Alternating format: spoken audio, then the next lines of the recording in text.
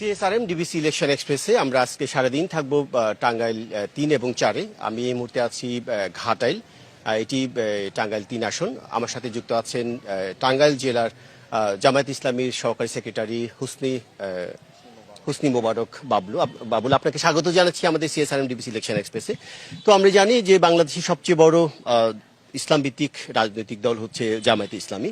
তো আপনারা শান্তি প্রতিষ্ঠায় সুন্দরের পক্ষে কাজ করেন, কিন্তু নির্বাচনী মাঠ অনেকটাই ভিন্ন।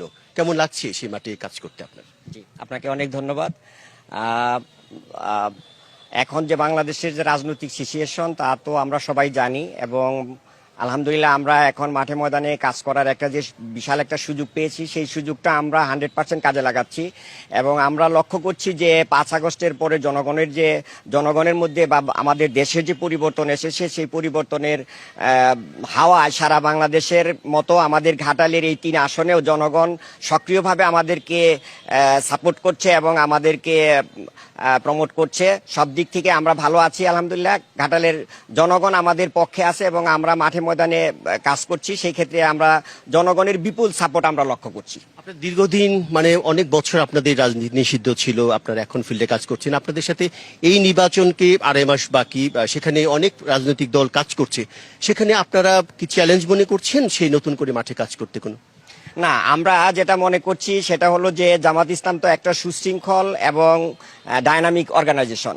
সেই দৃষ্টিকোণ থেকে জামাত যেহেতু সব সংগঠনের আগেই সবার আগে প্রার্থী ঘোষণা করেছে, এবং সেই দৃষ্টিকোণ থেকে আমরা মাঠে অনেক সুযোগ পেয়েছি এবং আমরা প্রত্যেকটি গ্রামে গঞ্জে হাট বাজার সব জায়গায় আমরা চুছে বেরিয়েছি। এবং আমার জানা মতে আমি ইনশাল্লাহ ঘাটালের প্রত্যন্ত অঞ্চলে কাজ করেছি। জনগণ আমাদেরকে বিপুল ভোটে আমাদেরকে স্বাগত জানিয়েছে।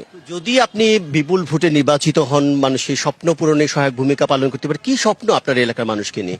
হ্যাঁ, আমার ঘাটালকে নিয়ে অনেক স্বপ্ন রয়েছে। বিশেষ করে আমাদের আপনারা জানেন যে পাহাড়ি এলাকাটা এই এলাকাটা বা এই জনবসতিটা এটা হচ্ছে যে অবহেলিত এলাকা, এবং সেখানে বাংলাদেশের অর্থনৈতিক উন্নয়নে এই পাহাড়ি এলাকা ঘাটালের বিশাল একটা অবদান রয়েছে। এবং বিশেষ করে আপনারা জানেন মধুপুরের মতো ওই ঘাটালের একটা বিরাট এলাকা জুড়ে আনারস চাষ হয়, কলার চাষ হয়, সবজির চাষ হয়, এখানে ড্রাগন চাষ হচ্ছে, লেবুর চাষ হচ্ছে। এই যে বিষয়গুলো, ফল এবং সবজি সারা বাংলাদেশেই সাপ্লাই হচ্ছে। এবং এখানে যে সমস্যাটা সবচেয়ে বেশি আমি অনুভব করেছি সেটা হলো যে রাস্তাঘাটের বেহাল দশা।